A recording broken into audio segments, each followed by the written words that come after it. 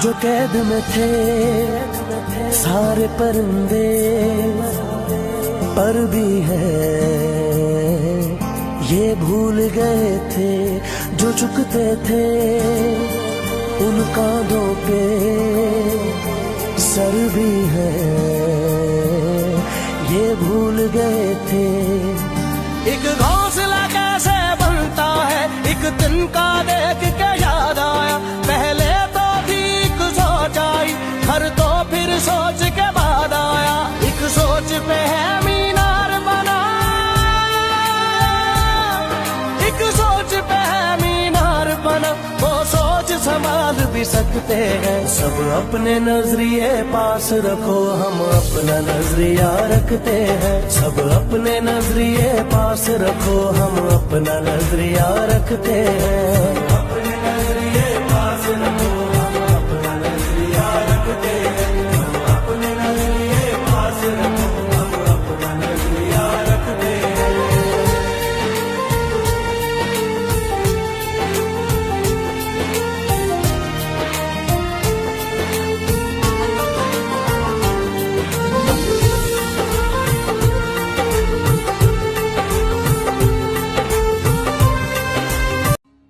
तेरे माथे पे ये आंचल बहुत खूब है, लेकिन तू इस आंचल से एक परचम बना लेती तो बहुत अच्छा होता।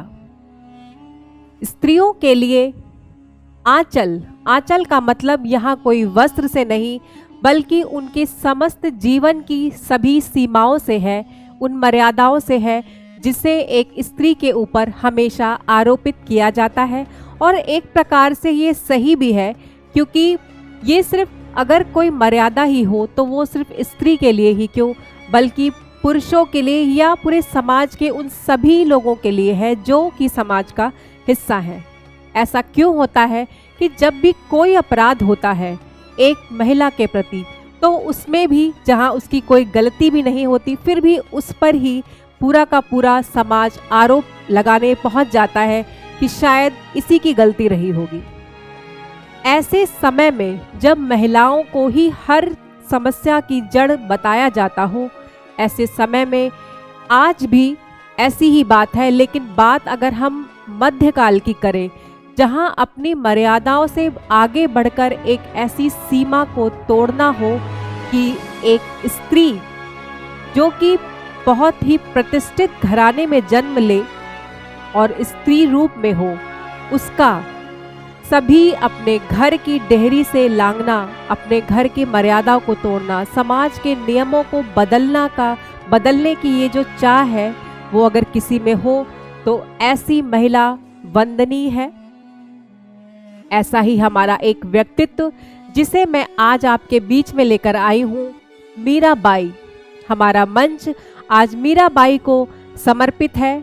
मीरा ऐसी महिला स्त्रियों के लिए जो कि एक भक्त शिरोमणि कही जाती हैं। अगर बात भक्ति की हो तो मीराबाई के बिना भक्तों की श्रृंखला को पूरा करना किसी के लिए भी आसान नहीं है। लेकिन हम उनके इस भक्त स्वरूप से बढ़कर उनके स्त्री स्वरूप की चर्चा करेंगे कि मीरा आज भी आप देखते हैं कि यदि किसी में ईश्वर के प्रति प्रेम भक्ति इतनी बड़ी हो तो उसे मीराबाई का नाम दिया जाता है। कहते हैं कि कोई कोई यदि व्यक्ति ऐसा पैदा हो जाता है जिसका नाम आने वाले समय में बाकी लोगों के लिए एक उपाधि बन जाती है। उन्हीं उपाधियों में से एक, उन्हीं महान व्यक्तित्व में से एक मीराबाई है।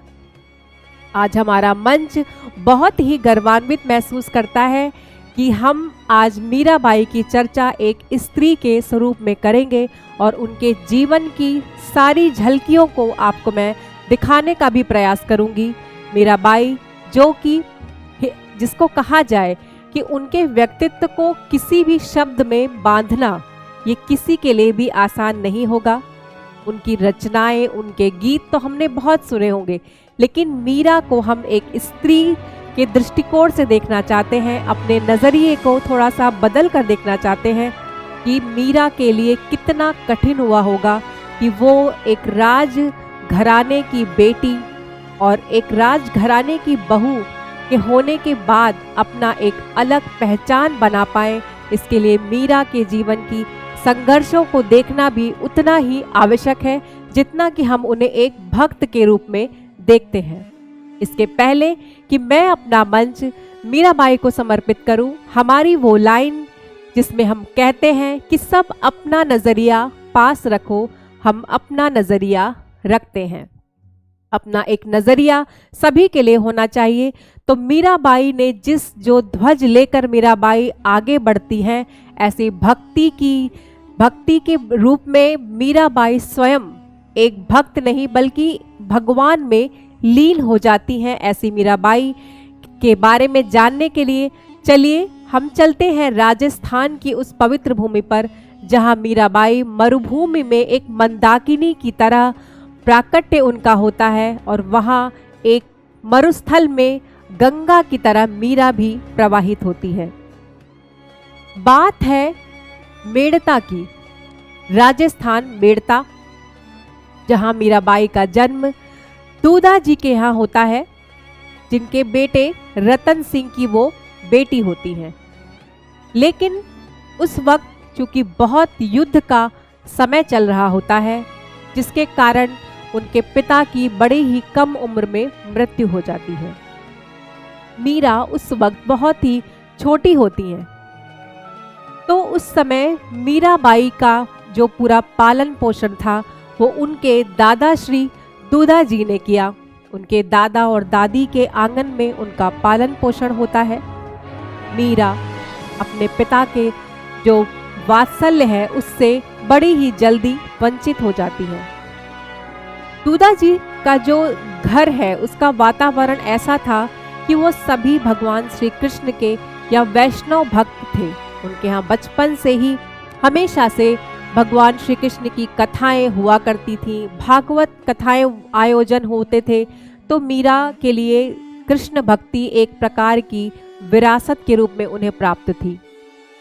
लेकिन जब मीरा छोटी थी तो मीरा के साथ ऐसा हुआ कि एक समय की बात है कि मीराबाई उनके यहाँ कोई ऋषि महात्मा हमेशा आते रहते थे, कथा सुनाने आते थे, आराम करने आते थे और चर्चाओं में उनके घर के सभी सदस्य हमेशा लगे रहते थे। उसी बीच में एक संत का भी आगमन होता है, जिसमें मीराबाई अपनी दादी सा के साथ हमेशा उनकी सेवा में जाती रहती थी। छोटी सी मीरा 5 वर्ष की, एक छोटा बच्चा जो कौतूहलवश हमेशा ऋषि के आसपास वो जाती, उनकी सेवा देखती, पूजा सुनती, कथाएं भी सुनती और उन्हें कृष्ण की ओर खिंचाव धीरे धीरे उनका होने लगा। लेकिन एक समय जब दादी के साथ मीराबाई आती हैं और उनको भोजन इत्यादि देने आती हैं और उनसे पूछने आती हैं कि कहीं उन्हें कोई समस्या तो नहीं।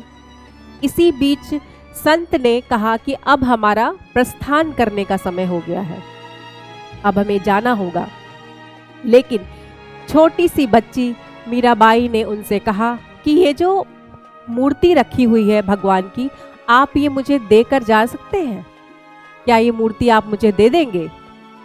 उधर संत सकते में पड़ गए। वो इस सोच में पड़ गए कि ये क्या करोगी तुम, इतनी छोटी सी बच्ची हो, इस मूर्ति से खेलोगी क्या? ये कोई खिलौना नहीं है। तो उसने कहा कि मैं जानती हूँ ये खिलौना नहीं है, ये आपके भगवान जी हैं, लेकिन मुझे ये चाहिए। अब बच्ची जिद करने लगी, लेकिन दादी ने उन्हें थोड़ा सा कड़ी निगाह से देखा और कहा कि मीरा तुम ये क्या कह रही हो, वो तो संत जी के भगवान हैं। मीराबाई ने बड़े ही प्यार से पूछा, क्या ये भगवान जी उनके पास से चले जाएंगे? अगर मेरे पास ये मूर्ति दे देंगे महात्मा, तो क्या उनके भगवान उनके पास नहीं रहेंगे? इतना छोटा सा सवाल मीराबाई ने पूछा।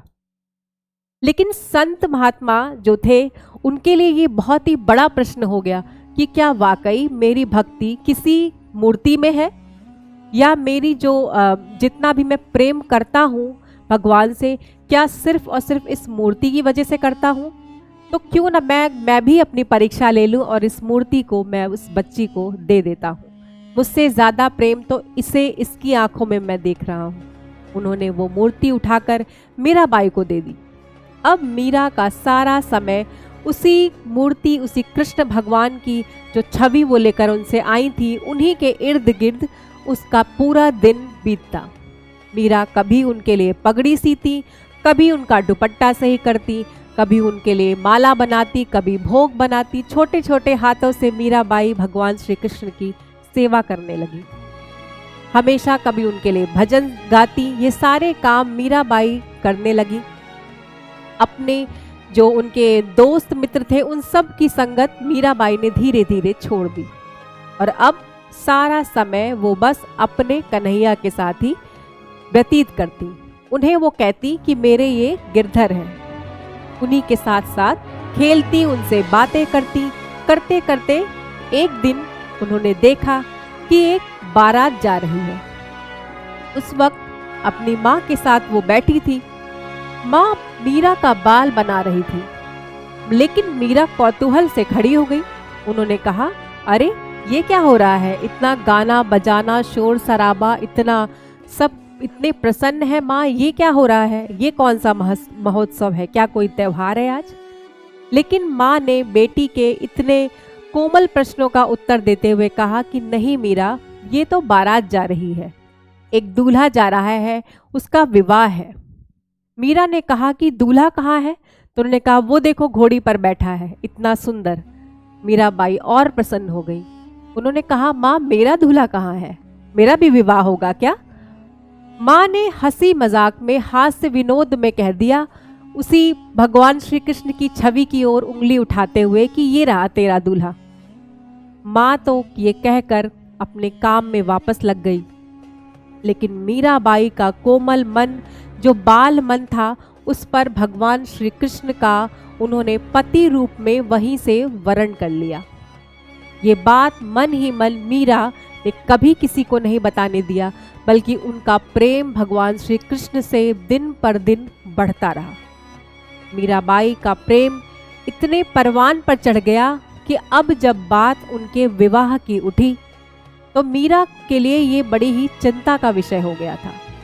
लेकिन उस समय विवाह चूंकि बहुत जल्दी हो जाया करता था, तो उस वक्त के परम प्रतापी और परम पराक्रमी महाराज राणा सांगा के यहाँ से मीराबाई के लिए उनके दादाश्री के पास एक पत्र आता है, जिसमें ये होता है कि मीराबाई से वो अपने बेटे भोजराज का विवाह करना चाहते हैं।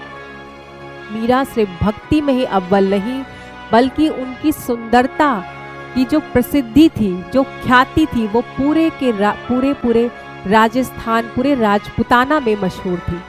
मीरा परम सुंदरी थी और उनकी ऐसी भव्य आभा जो थी उसको देखते ही बनता था। उनके दादाश्री ने आकर मीराबाई से कहा कि मीरा, अब आपका विवाह हमने तय कर दिया है। और राणा सांगा, जो कि स्वयं इतने पराक्रमी राजा थे कि उनके यहाँ विवाह होना ये बहुत ही यश और गौरव की बात थी।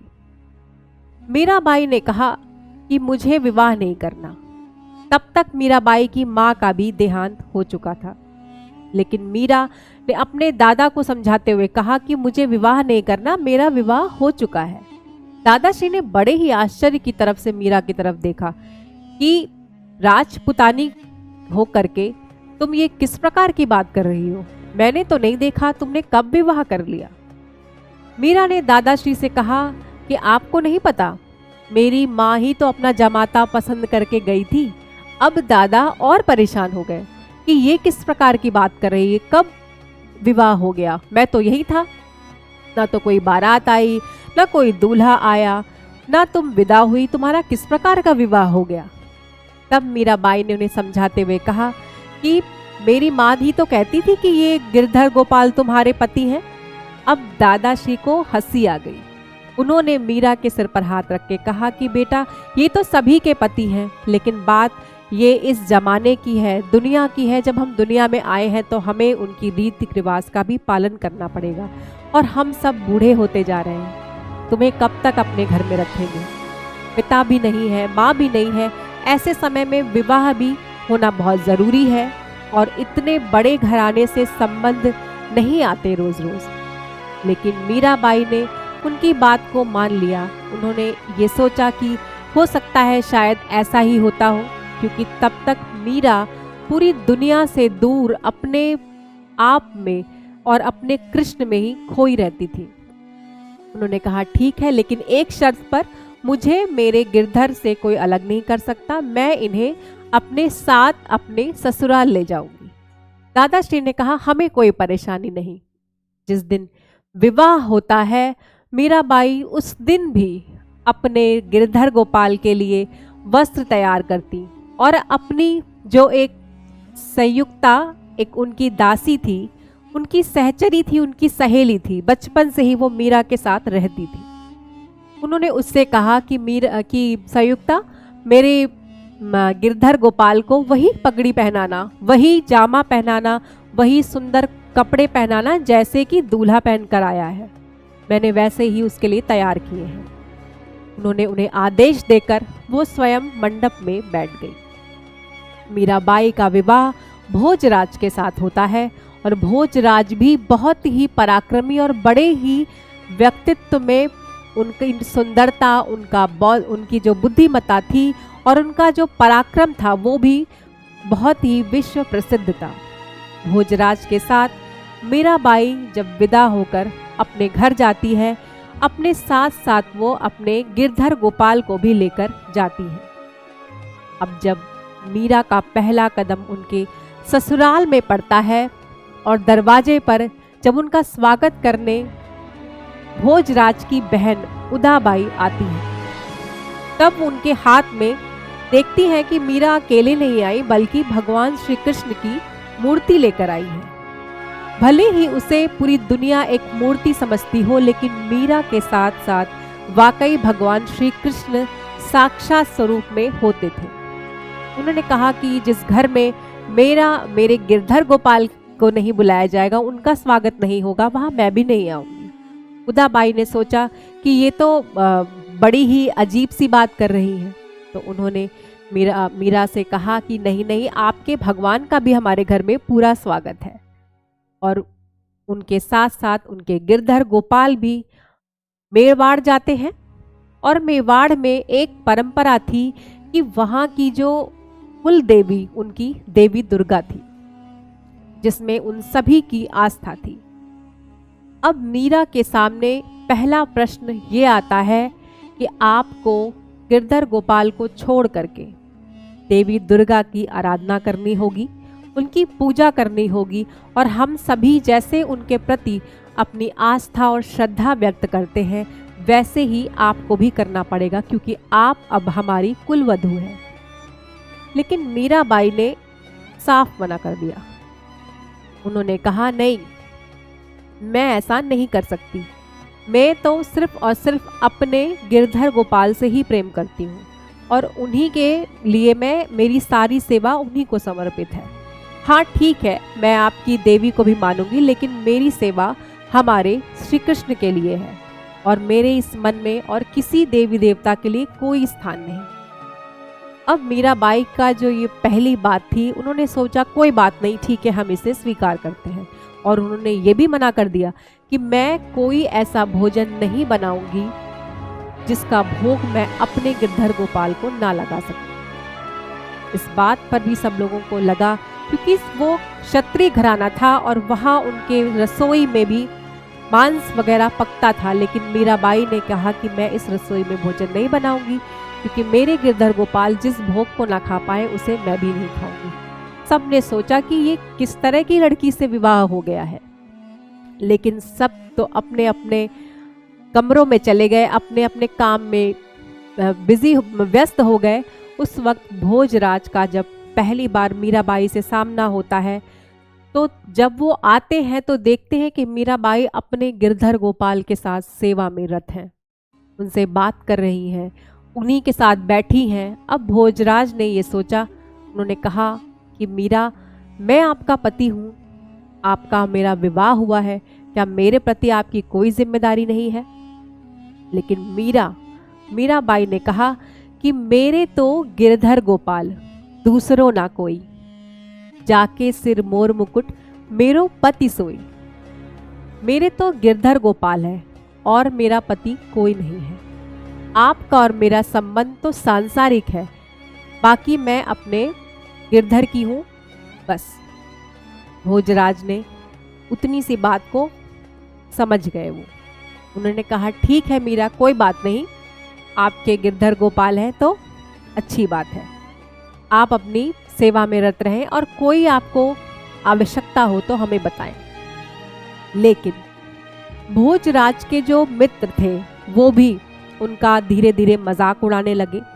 उन्होंने कहा कि भाभी सा तो आपसे ज्यादा अपने गिरधर गोपाल से प्रेम करती हैं। भोजराज ने उनसे हास्य विनोद में कहा और ये कहा कि कितनी अच्छी बात है कि मेरी जो प्रतिस्पर्धा है, मेरी जो कंपटीशन अगर आप इसे कहें तो वो साक्षात भगवान श्री कृष्ण से है, कि मीरा उन्हें अपना पति समझती हैं और मेरी प्रतिस्पर्धा श्री कृष्ण से होगी। अगर मैं जीता तो सोचूंगा भगवान को हरा दिया, और अगर हार गया तो भगवान से हारने का भी एक अलग आनंद है। कोई बात नहीं, धीरे धीरे दिन पे दिन मीरा की भक्ति बढ़ती गई और भोजराज का जीवन भी एकांत होता गया। लेकिन उन्होंने कोई भी इसमें उन्हें कष्ट नहीं होता था, वो खुश रहते थे मीरा के साथ।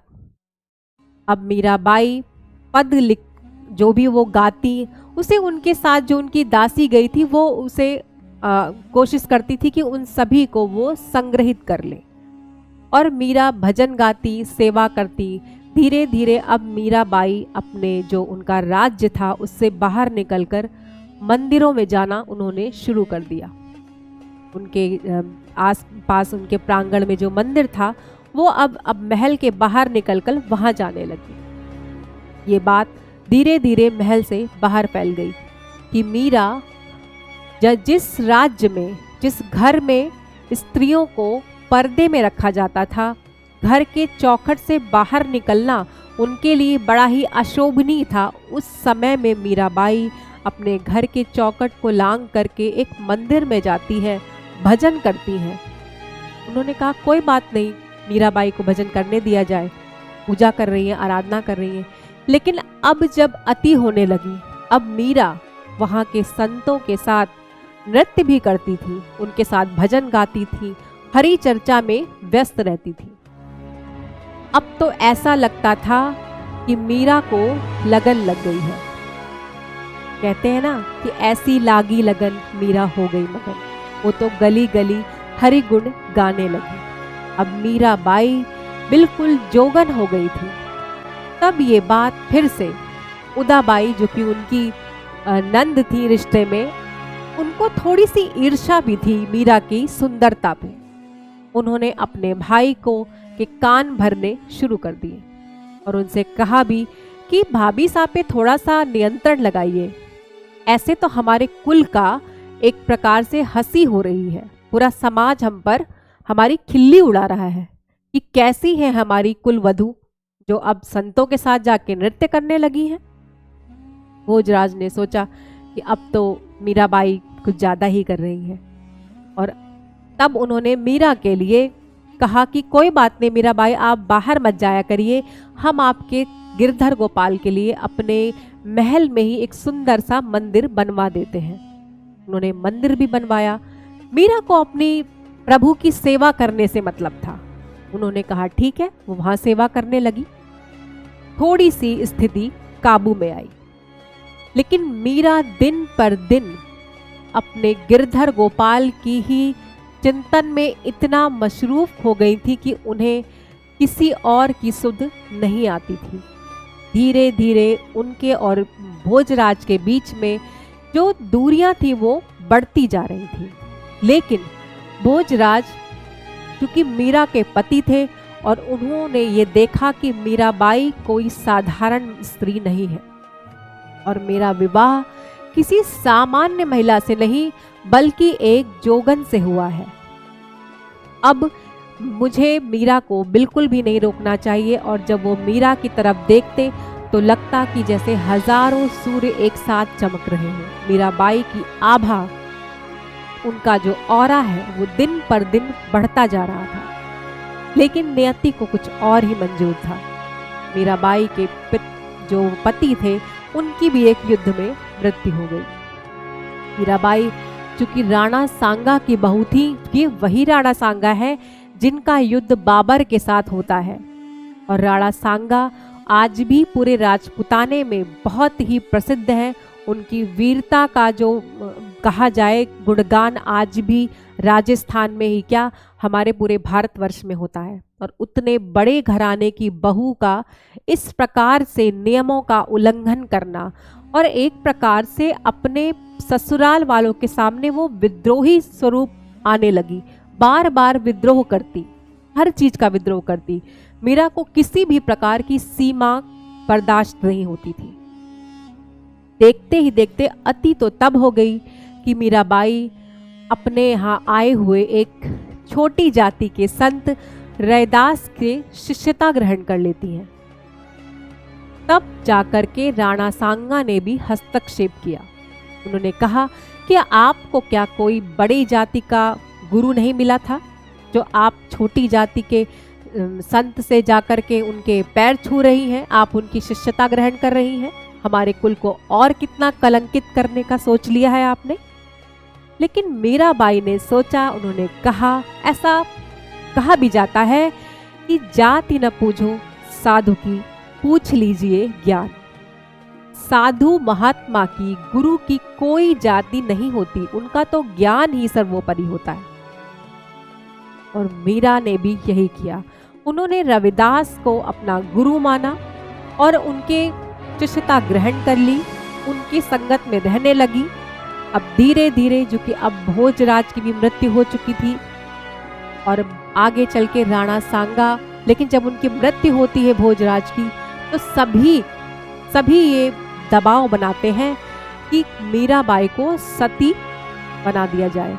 उनको कहा जाए कि वो अपने पति के साथ सती हो जाए, क्योंकि उस वक्त सती परंपरा एक प्रथा बन गई थी, जो कि ऐसी परंपरा थी जिसमें महिलाओं को अपने मृत पति के चिता पर जीते जी जला दिया जाता था। और सबको लगता था कि मीरा अगर ऐसे ही चली जाए तो भी बला टले। लेकिन राणा सांगा बड़े ही अच्छे थे। मीराबाई ने उस वक्त भी विरोध किया। उन्होंने कहा कि मेरा पति जीवित है। उन्होंने अपना जो श्रृंगार था उसको नहीं त्यागा। उन्होंने जो भी एक वैधव्य की परंपरा होती है, उन्होंने उसे मानने से इनकार कर दिया। मीराबाई ने कहा, मेरा पति तो गिरधर गोपाल है, जब वो जीवित है तो मैं अपने श्रृंगार को नहीं त्यागूंगी। मैं अभी भी उसी तरीके से सौभाग्यवती हूँ जैसे कि मैं पहले थी, और मैं तो पहले से ही शादीशुदा थी। मैंने तो अपने पति को बताया था। उस बात को बचकानी हरकत समझते हुए भी राणा सांगा ने कहा कि मीरा को सती नहीं होने दूंगा। ये मेरी बहू है और सती प्रथा होगी, लेकिन हमारे घर में नहीं होगी। मीरा सती होने से बच गई। लेकिन जब आगे समय का चक्र बढ़ता जाता है तो मीराबाई के साथ और भी यातनाएं कठिन होती जाती हैं। उनकी जो जीवन यात्रा थी बहुत ही मुश्किल होती जा रही थी, क्योंकि अब राणा सांगा की भी मृत्यु हो गई थी। देखते ही देखते समय आगे बढ़ रहा था। फिर उनका जो बेटा है वो गद्दी पर बैठते हैं, जिनका नाम था विक्रमादित्य। उन्होंने मीरा को बहुत यातनाएं दी। कहते उनको बार बार उन्होंने विष का प्याला दिया, ये कहकर कि वो भगवान श्री कृष्ण का प्रसाद है। लेकिन मीरा ने उसे पी लिया। उनकी जो साथ में सखी गई थी, जो उनकी सेविका गई थी, उसने मीराबाई का हाथ पकड़ लिया, क्योंकि उसने देखा था, उसने सुना था कि ये प्याला कोई प्रसाद नहीं, कोई चरणामृत नहीं, बल्कि ये तो विष है। उन्होंने मीराबाई से प्रार्थना की कि इसे ना पिए। लेकिन मीरा ने कहा कि चूंकि भले ही ये विष है तो क्या हुआ, इसमें मेरे गिरधर गोपाल के प्रसाद होने की एक बता दिया गया है कि ये उनका प्रसाद है और मैं उनके प्रसाद को अपमानित नहीं करूंगी। वो उसे अमृत समझ के पी गई और मीराबाई को कुछ नहीं हुआ। फिर आगे चल के और यातना देने के लिए उन्होंने सर्प भेजा ऐसा कहते हैं सिंग से भी कटवाने का प्रयास किया, हर तरीके से उन्हें यातनाएं दी और एक बार नहीं कई बार उन्हें विष दिया गया, लेकिन हर बार गिरधर गोपाल मीरा को आके बचा लेते थे। ये बात कोई बहुत पुरानी नहीं है। अब मीरा ने सोचा कि अब तो अति हो रही है, ऐसे में मैं क्या कर पाऊंगी, ऐसे में मेरी भक्ति भी नहीं हो सकती और अब तो कुछ ज़्यादा ही हो रहा है। पति भी नहीं है, ससुर भी नहीं थे जो थोड़ी उनकी सहायता करते। अब उन्होंने सोचा कि क्यों ना मैं यहाँ से चली जाऊँ। फिर उन्होंने अपने भाई के यहाँ संदेश मीराबाई भिजवाती है मेड़ता, तो उनके भाई आते हैं। उन्होंने कहा कि मीराबाई को मैं ले जाना चाहता हूँ, क्योंकि उनके यहाँ पति भी नहीं है और अब कुछ उनका यहाँ है भी नहीं, तो मीरा को मैं ले जाना चाहता हूँ। मीराबाई वापस अपने पीहर चली जाती है, अपने मायके, अपने पिता के घर। अब वहाँ वो कुछ दिन रहती है। फिर उन्होंने अपने भाई से कहा कि मुझे अपने श्री कृष्ण, अपने गिरधर गोपाल की यात्राओं पे जाना है, जहाँ जहाँ उनके तीर्थ स्थान है मुझे वहाँ जाना है, तो आप मेरे यात्रा की व्यवस्था करें। उनके भाई ने कहा कोई बात नहीं, आपकी जैसी इच्छा। उन्होंने हाथी, घोड़े, रथ और बहुत सारे सेवक, दास दासियां सब कुछ तैयार कर दिया कि मीराबाई जाएं और तीर्थ यात्रा का आनंद लें। मीरा वृंदावन पहुंचती हैं, कुछ दिन वहां रहती हैं। अब मीराबाई जैसे ही भगवान श्री कृष्ण के मंदिर में जाती है तो उन्होंने वहां एक गोस्वामी होते हैं जिनका नाम होता था रूप गोस्वामी, और उनकी ऐसी आदत थी कि वो स्त्रियों को नहीं देखते थे, और जब भगवान का वो सेवा करने आते थे तो घूंघट करके आते थे।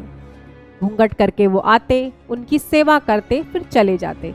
बस स्त्री का मुख उन्हें देखना वर्जित था। उन्होंने ऐसा नियम अपने लिए स्वयं ही बना लिया था। ऐसे में बाद में भले ही कोई स्त्री आए और भगवान का दर्शन करे, उससे उन्हें कोई ऐतराज नहीं था। और मीराबाई जब पहुंची तो उन्होंने अपने सेवकों से कहा कि जाओ रूप गोस्वामी यहाँ के पुरोहित को बुला के लाओ, कि कह दो कि मीराबाई आई है। सेवक दौड़ता हुआ जाता है और गोस्वामी से कहता है कि मीराबाई आई है। उस वक्त मीराबाई कोई छोटा नाम नहीं थी, उस वक्त तो भक्ति परंपरा में श्रेष्ठ हो गई थी और उनकी ख्याति भी प्रसिद्ध थी। लेकिन वो कहते हैं कि उनसे कह दीजिए कि वो स्त्री है और मैं नहीं आऊँगा, मैंने ऐसा नियम बना रखा है। सेवक वापस आता है, मीराबाई से कहता है कि उन्होंने कहा है कि आप स्त्री हो तो वो नहीं आएंगे। फिर मीराबाई कहती है कि उससे कह दो कि मेड़ता की राजकुमारी और मेवाड़ की पटरानी आई है। मीराबाई फिर भी सेवक जाता है, गोस्वामी जी नहीं आते। वो कहते होगी महारानी, लेकिन मेरे लिए तो भक्त ही है, मैं नहीं जाऊंगा। बाद में मीराबाई थोड़ी सी क्रोधित हो जाती हैं और कहती हैं कि उनसे कह दो कि इस पूरी दुनिया में एकमात्र पुरुष सिर्फ और सिर्फ मेरे गिरधर गोपाल है, बाकी सब स्त्री हैं। तो मैं भी स्त्री, रूप गोस्वामी भी स्त्री, और उनसे कह दो स्त्री से स्त्री का कैसा पर्दा।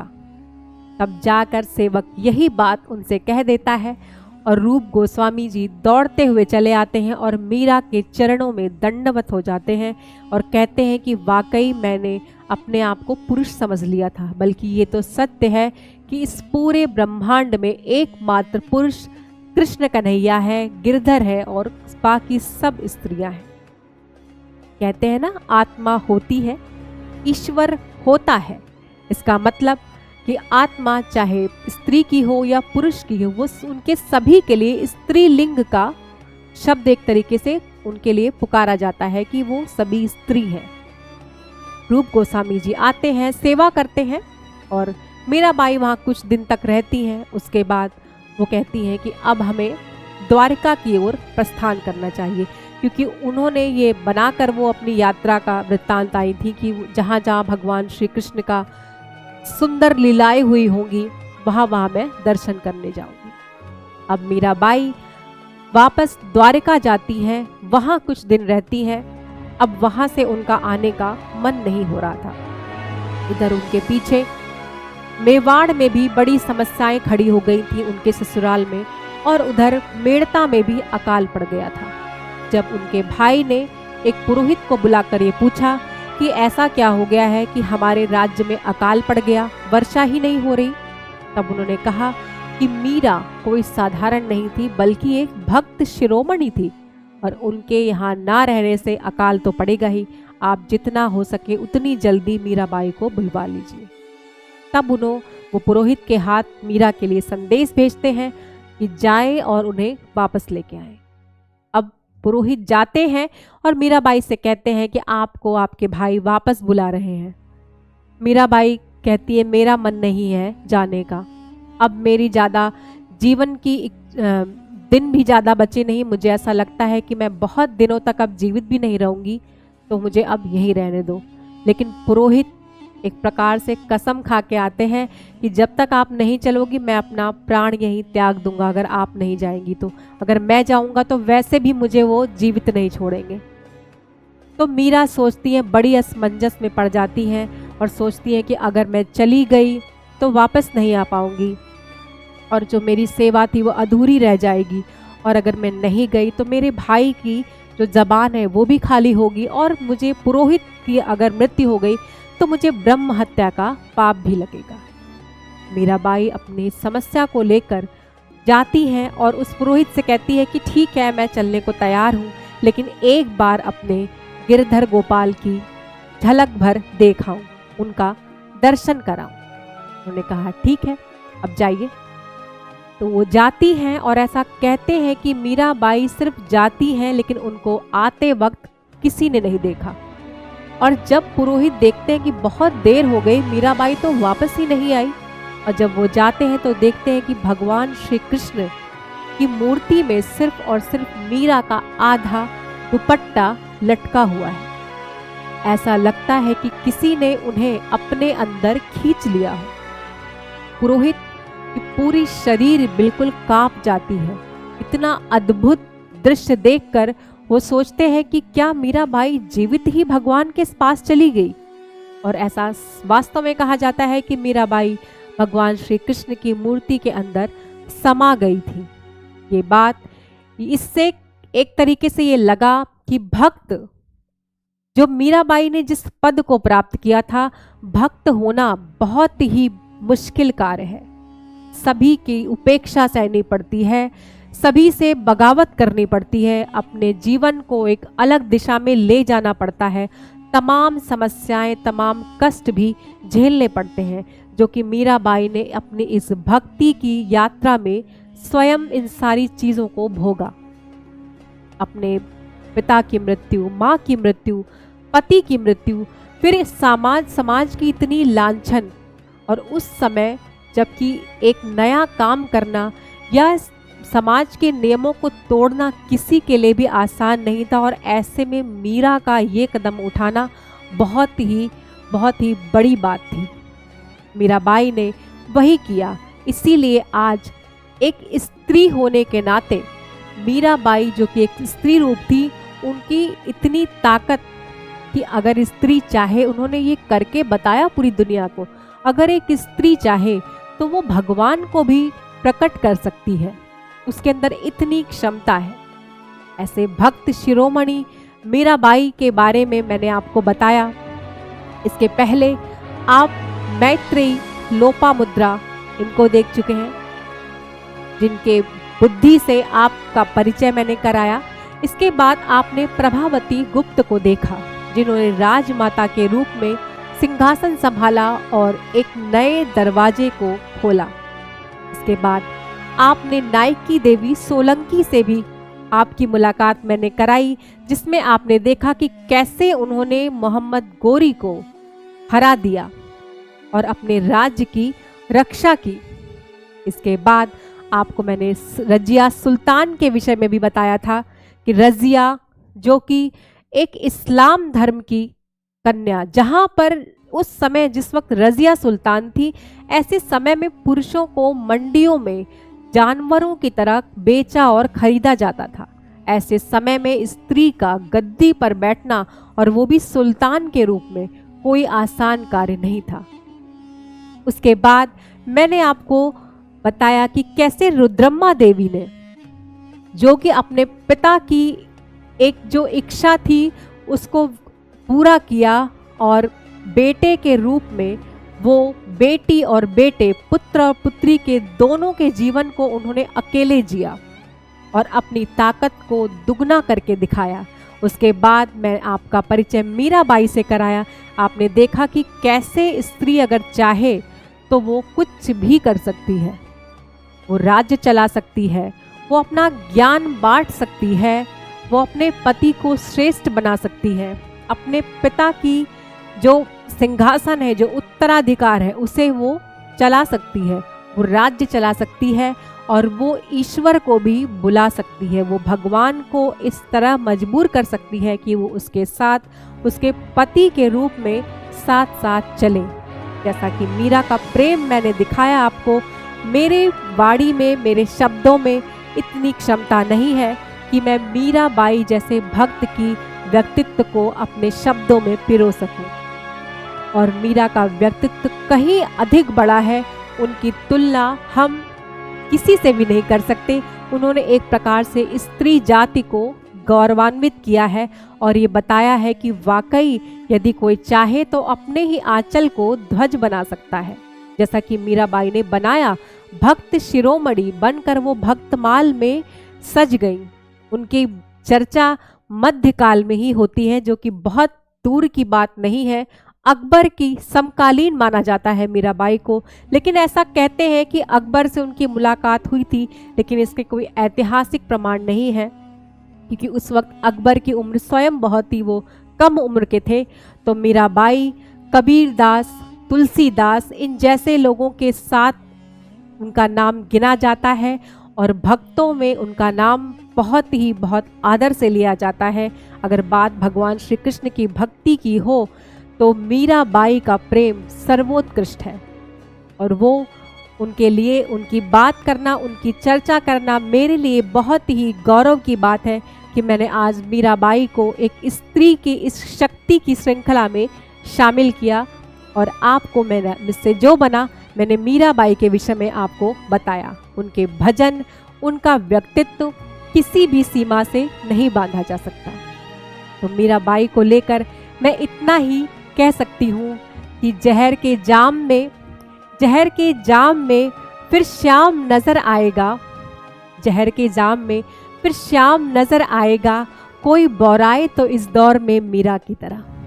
मीराबाई के इस व्यक्तित्व के साथ, उनकी कुछ तस्वीरों के साथ मैं आपको छोड़ जा रही हूँ, लेकिन जाने से पहले हमारी वो लाइन कि सब अपना नज़रिया पास रखो, हम अपना नज़रिया रखते हैं। और मीराबाई का ही ऐसा कारण है, ऐसे व्यक्तित्व के कारण सभी के लिए ये आवश्यक हो गया है, खास करके स्त्रियों के लिए, कि वो अपने व्यक्तित्व को स्वयं बदलने का प्रयास करें और इस चीज़ से, अपने इस व्यक्तित्व से वो समाज को बाध्य कर दें कि वो उनके प्रति दृष्टिकोण को बदले। इसके पहले कि आदमी कुछ बने, उसे कुछ और बनना पड़ता है, उसे आदर्शी बनाना है।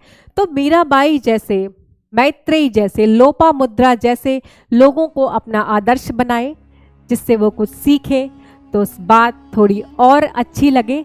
तो मैं आपको मीराबाई की झलकियों के साथ, उनकी कुछ तस्वीरों के साथ छोड़कर जाती हूँ। देखने के लिए बहुत बहुत धन्यवाद।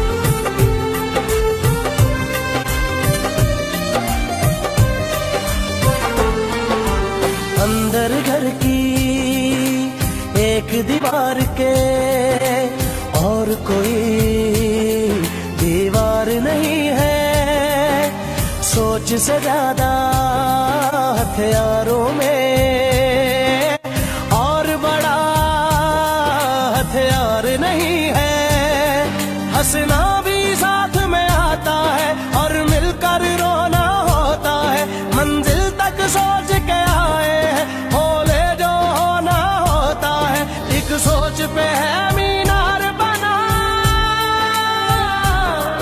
एक सोच पे है मीनार बना, वो सोच संभाल भी सकते हैं। सब अपने नजरिए पास रखो, हम अपना नजरिया रखते हैं। सब अपने नजरिए पास रखो, हम अपना नजरिया रखते हैं।